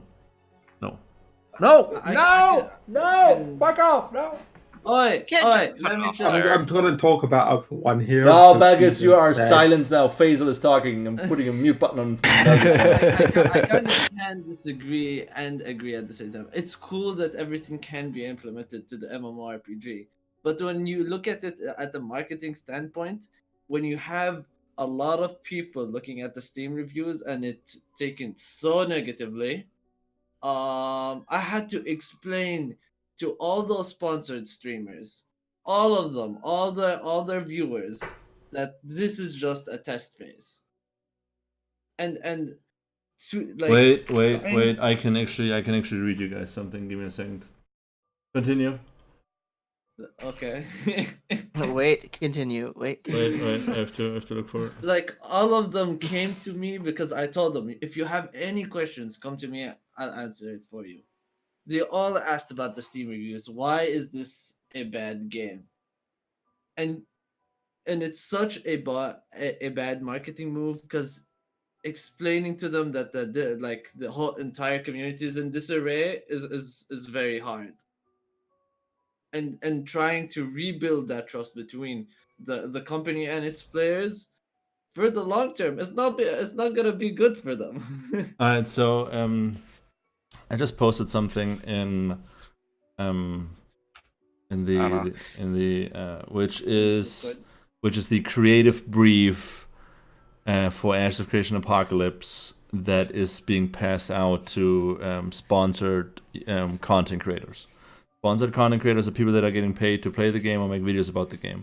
A creative brief is something that you give them up front to, you know, inform them about the product. Most creative briefs that I have written or that I ever saw were several pages. This is only, I think, 1 page long. It mostly explains Apocalypse. There's, I think, okay. So there is not. Okay, there are talking points, which are games in early access, castle sieges. All items, you know, can be used in the MMO. Ashes of Creation was the most successful Kickstarter when funded. Team has MMO veterans, blah blah blah. Publix is a testing ground for the MMO server structure, action combat, UI, UX. So when I was watching all these sponsored streams, I feel like, you know, that the talking points regarding the MMORPG, they should have been more in depth to promote Ashes of Creation over Apocalypse. So me just reading this, I'm just gonna assume that, you know, they are, you know, aimed Apocalypse to be promoted as its standalone, you know, product as it is. I agree with you, BCG. Looking at this is my first time actually looking at this. I agree with you.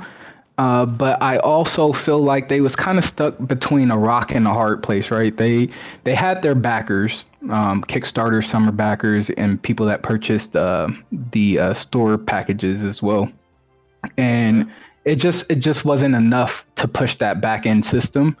And that was one rock, right? And the second rock was, we need to get this testing done so that way we can move forward with the MMORPG's development. So in order to get more players to play the game, I think it was kind of one of those decisions like, all right, well, what do we do? And I believe they sat down at a round table and discussed these matters, and they felt like, hey, well, let's reach out and try to leave the MMORPG community and reach out to multiple different gaming communities or gaming types of players and try to get just people to come in and play this game, so that way we can push this back end system, so that way we can progress with the MMORPG. Right now, what happened to be booming was the BR scene. So a lot of people interested in gaming was focused on BRs. So if you wanted to reach a mass people to help to test your back end system, what better way than to reach out to the type of game that's booming right now? Okay, so booming right now. Okay, I'm just gonna give a statement to what you just said. I think saying the BR scene is booming right now is an overstatement. I think that the last big BR that came out was Apex, and the only reason Apex was such a success is because they worked years on that battle royale, and they had EA backing them with marketing.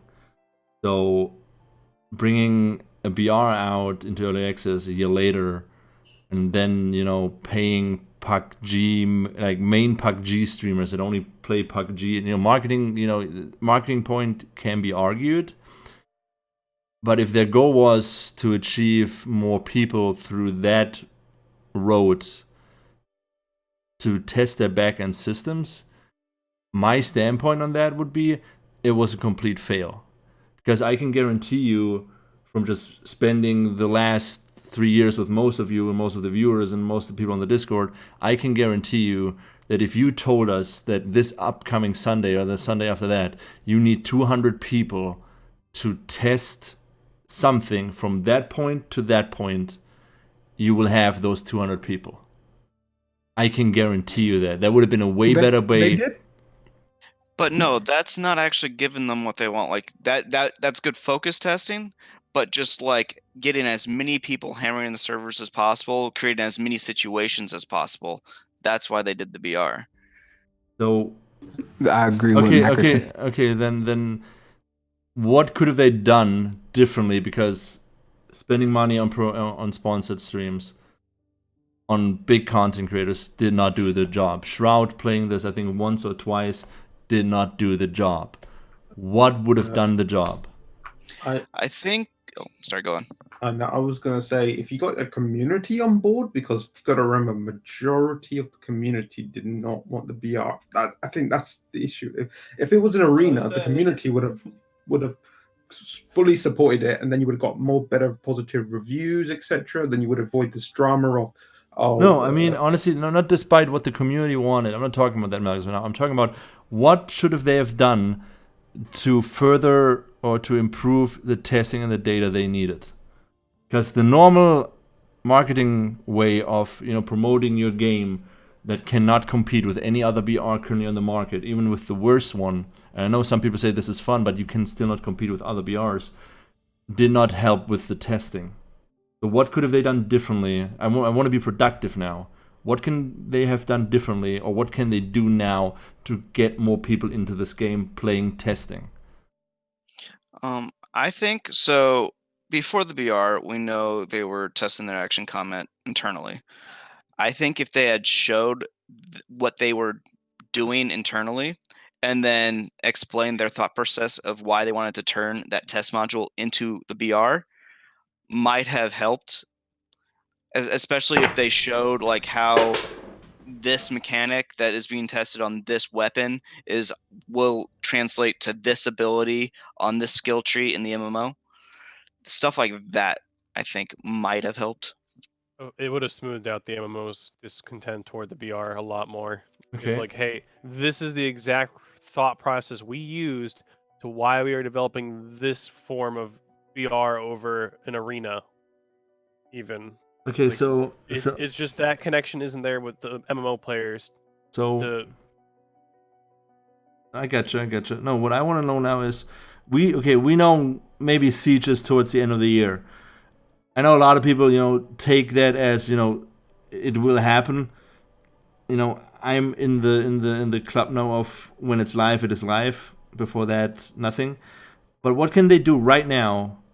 I mean, right now you could really describe the BR at being at its low point. I think this morning when I played for like half an hour, I had 8 people matches. So what could they do right now at this moment to get more people into this BR? Everybody, throw out a wild idea. Go completely apeshit. Like my only idea, if like Maggie or Steven said, okay, we need this type of requirements on the Discord, and reach really to the community to let them play and test in the backend system, I think a lot of people would join. But if they're trying to do another sponsored stream, it's not gonna work. You have MMOs that have come out that people actually like. You have actual MMOs that are coming out and people are playing. People that are wanting the MMO aren't going to be playing this BR that they didn't even ask for. That's a bare bones BR at that. When they could be playing like anything, like if you're playing WoW, they could be playing Arcade. Like you're competing. Like right now, this week, you were competing with Arcade Unchained. So that's why the numbers just completely died down from that. And also, I gotta say that SWTOR's final expansion is coming out. Nobody cares about SWTOR. I know, but there's still a niche. I do. Wait. I do. I love SWTOR. Stop it. You two are the minority. I think less people play SWTOR than Apocalypse. But what I'm saying let me throw out just a crazy idea, right? What if they say, okay, guys, from Friday the so and so, from that time till Monday that time, we will give you a free cosmetic, free embers if you log in 20 hours of playtime, 5 kills, that many miles traveled, and I don't know what other stats they can track. It's a thing of like having double XP weekends for other games. They don't have that. So how are like when people have the time off to come play and grind and get those levels to get the free cosmetics, they aren't doing that incentive. Like, yeah, that's a double XP weekend every weekend. I know. To make it sure that people can get up to those levels, so that the free to play ultimately doesn't have the issue that what was it? Grape, what was his name? Wolf was complaining about that you can't physically get to. Yeah, gotcha. Uncle, was it? No, okay. Let me put it this way. If I would tell you now, if you log in certain stats in 4 days, you would get one of the new cosmetics for this month for free. No, that's basically what they're doing with the legendary path, though. They're saying but if you play the game, then you honestly, those cosmetics are freaking horrible. You can't do monthly cosmetics for that. You can't do monthly cosmetics for those. No, I'm not talking about monthly cosmetics. I'm talking whatever, like a good looking cosmetics and real added value to your MMORPG. Let's say like 100, 200 embers. They have stated the reason they don't do like super detail like this, like the reason the BR cosmetics are not on the same quality of. Yoni, I don't care what they said. I don't care what they're planning because apparently it doesn't work. I want to know now. Would you, if I would offer you right now 500 embers, a badass looking cosmetics, would you play 4 days in a row and log in I don't know how many hours? I wouldn't just because of how many cosmetics I have. But now, if you told me BCG, if you said Reckless, check it out. You can start earning in-game currency based off of kills, based off of this statistic, based off of that statistic. I could start earning in-game currency that's going to transfer over to the MMORPG. Now you have me intrigued. That would inflate it so much, though. Why would it wouldn't inflate anything.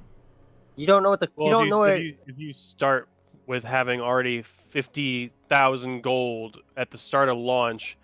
You really care No, about no, no, buying no, no, no, no, no, no, no, no, no. You would definitely have to like it would have to be a minute amount. Like you earn 1 copper per day or something like that. You earn one or not per day, but per kill or something like that. You know what I'm saying? And then that way you're not gonna have like a crazy amount during start, but you will have something to start off with in your pocket. And it's open for everybody. I mean, BR is free to play, right? So it's not technically it's not pay to win. It's not a pay to win mechanic. It's win to play. You know, so if you're playing the BR, then you are earning in-game currency.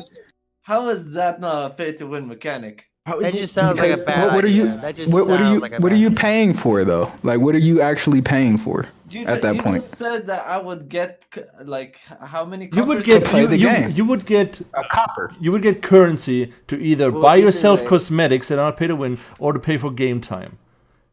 Intrepid would Or to pay, there you Intrepid go. would Game basically time. that makes sense. Intrepid But, would doing it like- Intrepid would basically pay you to test. Can I put this in? Yeah, So sure. this is like how a lot of people do it in EVE, where they use in-game currency to buy a subscription.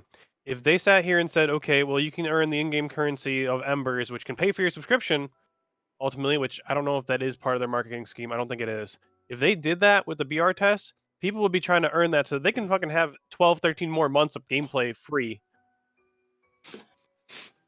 That'd be a way to play up reckless. That'd be a good incentive.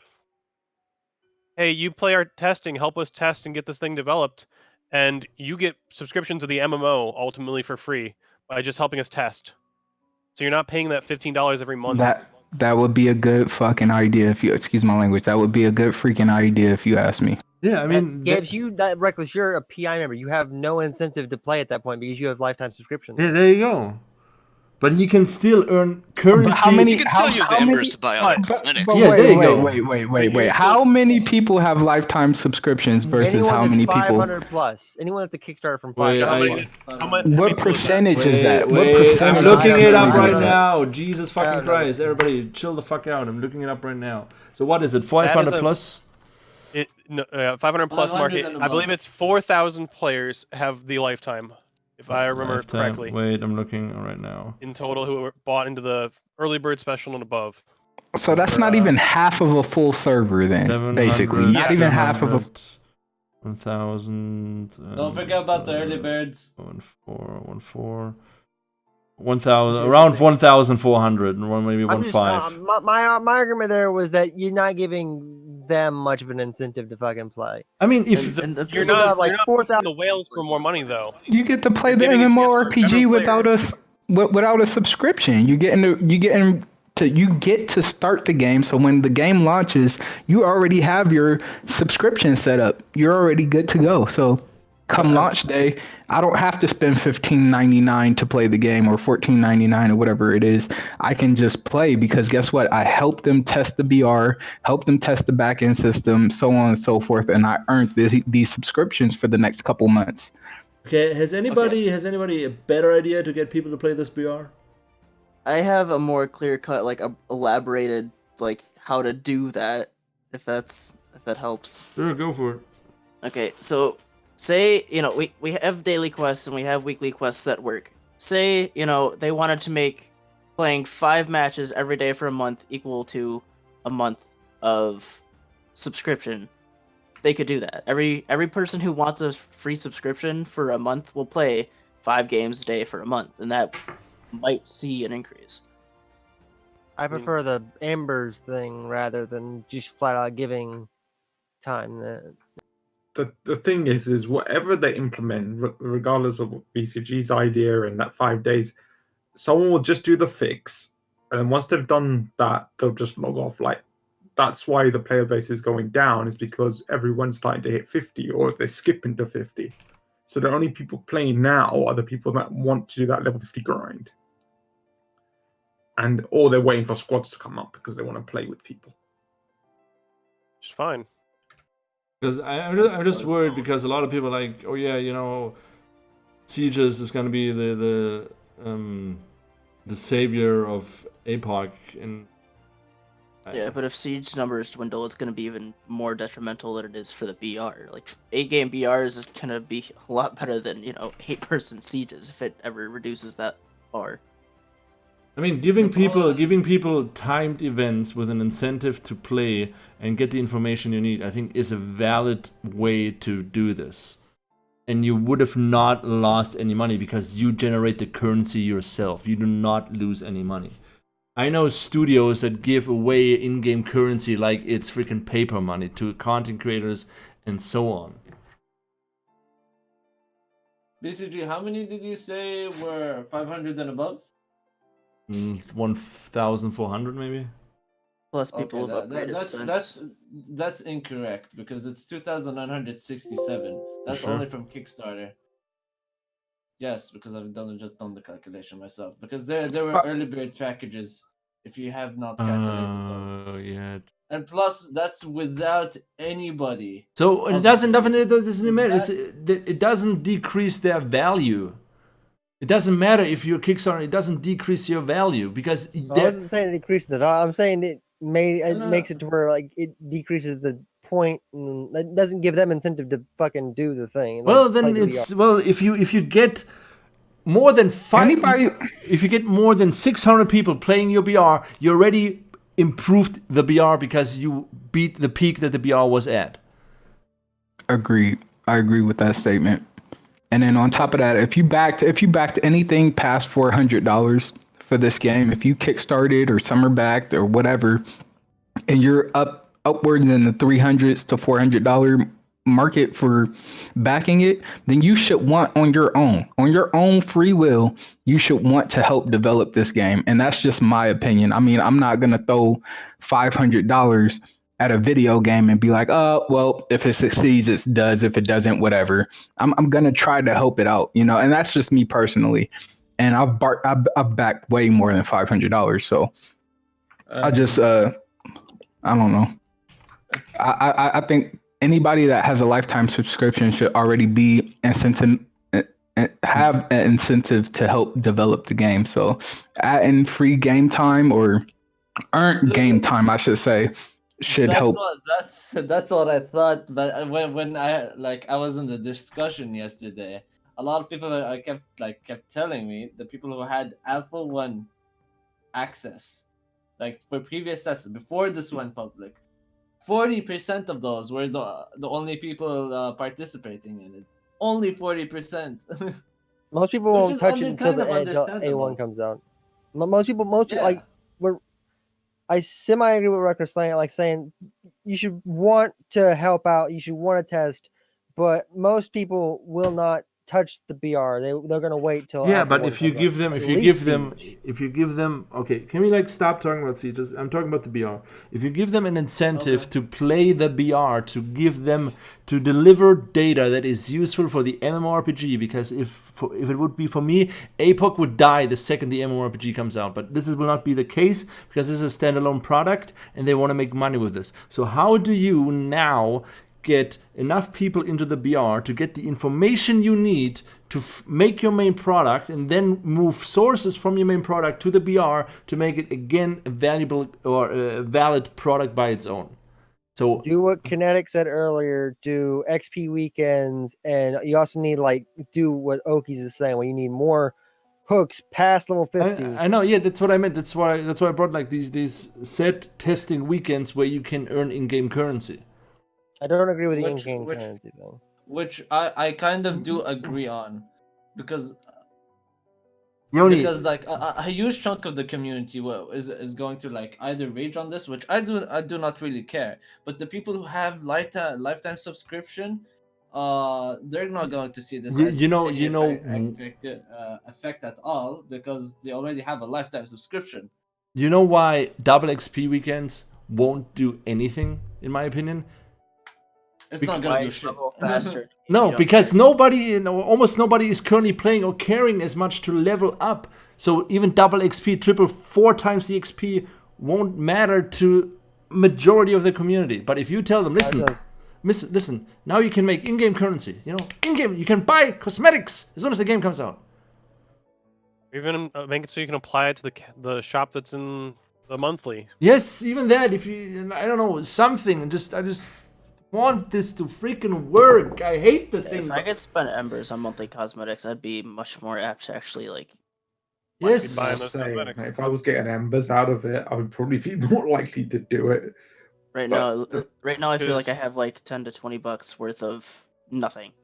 I have 7k embers. I'm like, on me what do I right spend now. these on? All I right. think people would definitely play the BR more if you could get embers. It doesn't leave a good taste in my mouth if you offer embers. Well, Why? if you have a better idea to get people in the freaking thing, then go for it. They can make a side currency outside of embers, the non-cash to pay one. I think what really killed it faster is that you were able to literally buy your way to level 50. Why? You have that in every other BR. That is not the problem. No, what I mean is not for an issue. APOC in general, the MMO community. Yeah, of just course, ended up of course. It's either, honestly, like most people in that back the MMORPG are not playing APOC, and the ones that did, they just bought the levels because they're not interested in the freaking BR. So if you now tell me if the option wasn't there for them to buy all the cosmetics, that again, in my opinion, you know, I don't like them because they're elvish. They look great, but I don't like them because they're elvish. But that would not change the fact that the majority of the community that backed the MMORPG would still not play. Because then that raises the question: is the BR doing more bad than good? So then I don't want to answer. Well, it's one of those things where we're kind of already here, and it's doing what they need it to. So okay, We all agree it was a bad idea, but it'd be worse for them to just completely abandon. No, best idea is hire me and I fix everything. There you go. VCA just wants a job offer. That's all. Yeah, I want a job offer. And I work for 3 days a meal and a warm bed. That's all I work for. And I will sit every day in the Discord and take feedback from everybody and make drafts and everything. But if you're listening, BCG's going on a diet. Well, I'm going on a diet. 3 days every 3 days. Like, single meal. Steven hires me. Week later, I get, you see me on my Twitter. I'm like, Fushi, stop sending me pizza with pineapple. I hate you. Yeah, but also so many people on the Okay, Discord. so I just looked at the time. We almost did 2 hours, so I'm calling it quits now. We're done, finished. I don't know if I'm angry, frustrated, or happy. I don't know, because this was really productive. We still didn't save the BR. No, we're working on it. Jesus. This is gonna be a whole series trying to save the BR. One word at a time. I'm gonna save the BR. I'm gonna upload this later to YouTube or maybe tomorrow and send it to Steven. Be like, hey Steven, I know you hate me, but just look at the end. The end is the good part. Don't look at the first half. The end was Watch the last 30 much. Will BC Will BC write the letter? I would not write a letter. I would write like I wouldn't even write a letter. I would do like a voice memo. Was like press record. Yeah, we're working on stuff. Things are looking good. See you guys tomorrow. Bye. There you go. That's my director's. That's my director's letter. Okay. Anybody want to say anything before we go? I'm good. Knick knack, patty whack, give a dog a bone. Woof woof. I guess see you next time on the after the Halloween stream, isn't it, more or less? Well, we gotta work on your manners, Melgus, before you come back. I'm sending you a book on how to have conversations. All right, everybody. The next one should be like either the second or the third. Oh, wait, when is the next one? Let me check. Oh shit. They'd be after the Halloween stream. Oh, the BR after the Halloween stream. Oh, this is gonna be the 3rd of November. Oh, this is gonna be something. Oh, yeah, the director's letter. Oh, no, we're not talking about that. We're done. Bye. We're done. Did it ever come out? No, It hasn't. that's why I don't want to. It's a big thing. That's why I don't want to talk about it. Okay, we're done. I'm gonna stop the stream and get some lead. I'm gonna stream some Destiny. Okay, everybody, say bye. Bye. See you later. And we're gone. Bye bye.